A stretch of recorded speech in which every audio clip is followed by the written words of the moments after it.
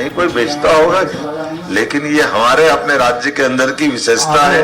आज जिस गति से अलग अलग क्षेत्र में हमारी सरकार के बनने के बाद भी हमने ऐसे कई क्षेत्रों को हाथ में लिया है, मुझे इस बात की प्रसन्नता भी और संतोष भी है। माननीय मंत्री जी ने हमको लगातार प्रोत्साहन दिया, और ये बात सही है कि आज देश के अंदर बदलते दौर में राजनीति भी बदल रही है।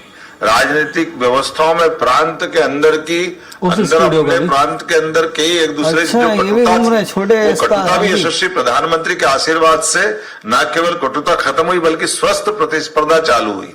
एक दूसरे का साथ लेकर के राज्यों के बीच सकारात्मक सोच के आधार पर जनता की बेहतरी के लिए जो जो कर सकते हैं, हर एक क्षेत्र में आगे बढ़ने का मौका मिल रहा है।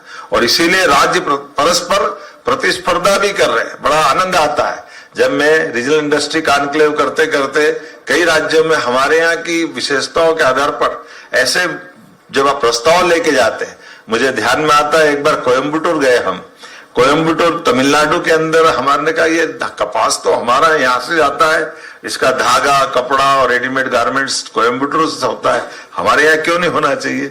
और संयोग ऐसा रहा कि जब कोयम्बटूर में बात की, हमने तो कहा कि भाई आप यहाँ भी व्यापार करो, हमारे यहाँ पे भी करो। ये अलग बात है कि हमने हमारी पॉलिसियां और उस पर जो हमारी जो अंदर की जरूरत है उस हिसाब से कई बीजीएफ दे करके लोगों को प्रोत्साहन देने का प्रयास किया।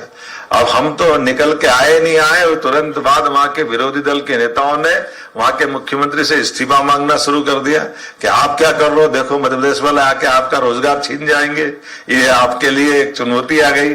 लेकिन ये जो होना हो तो होगा, लेकिन वास्तव में अगर हमने कहा कि अगर कपास हमारे यहाँ हो रहा है तो धागा भी हमारा बनना चाहिए, और धागा बन रहा तो कपड़ा भी बनना चाहिए, और कपड़े के आधार पर जो रेडीमेड गारमेंट्स और तब प्रकार की बात। लेकिन ये बात सही कि जब मैं बीच में बाहर गया तो ये ग्रीन एनर्जी की जो कंसेप्ट है कि अब कपड़े के अंदर भी जो ग्रीन एनर्जी के माध्यम से भी उसका जो स्कोप आ रहा है, एक एक जगह एक एक तरह से जो दुनिया भर में अब वर्तमान की चुनौतियां भी है और संभावना भी।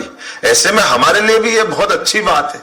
अभी माननीय प्रधानमंत्री जी ने वैश्विक संकट के परिदृश्य में ईवी की बात की, तो हमने हमारे कारकेट को भी कम किया और एक विद्युत चालित अपनी खुद की गाड़ी, ईवी गाड़ी लेकर के आए। और वाकई ऐसा लग रहा है कि क्या कोई उसमें क्या कष्ट है, जैसे आराम से हम बाकी गाड़ियां चलाते वैसी गाड़ी वो भी चल रही।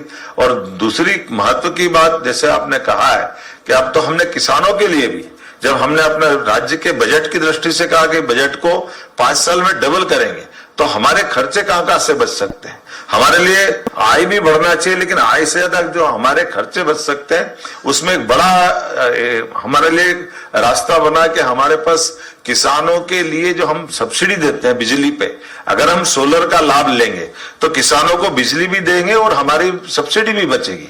तो उस दिशा में भी हमने सोलर प्रोजेक्ट पे काम किया, और आने वाले समय में और प्रकार से बढ़ रहे हैं कि अब ये बिजली सोलर से दिन में सस्ती मिलती है, रात में बिजली मिलती है।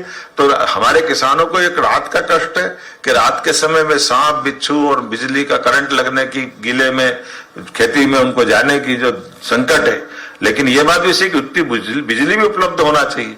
ऐसे कई प्रकार के प्रबंधन को करते करते हर एक तरह से निकल कर जाने का रास्ता बना रहा है। लेकिन मुझे इस बात की प्रसन्नता है, आज आपका दिन वास्तव हमारे लिए शुभ और मंगलकारी है। जोरदार अभिनंदन।